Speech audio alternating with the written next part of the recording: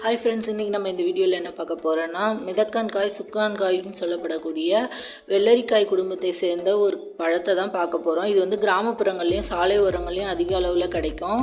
இது வந்து அதிக மருத்துவ குணங்களுடையது. நீரிழிவு நோய், சிறுநீர் கடுப்பு, வாந்தி, குமட்டல் எல்லாத்துக்குமே இது வந்து மருந்தாகும். இந்த பழம் வந்து சிறு கசப்போடு இருக்கும். காய் அதிக அளவு கசக்கும். ஆனால் இதை வந்து மோரில் உப்பு போட்டு வத்தலாக பண்ணி நம்ம சுண்டைக்காய் வத்தல் மாதிரி இதை ரொம்ப நாளைக்கு வச்சிருந்து யூஸ் பண்ணலாம்.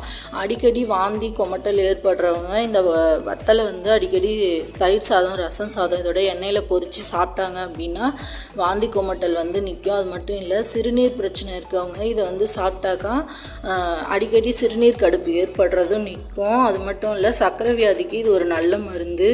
இதை சாப்பிட்டிங்கன்னா சர்க்கரையோட லெவல் வந்து ரொம்ப கம்மியாகும்.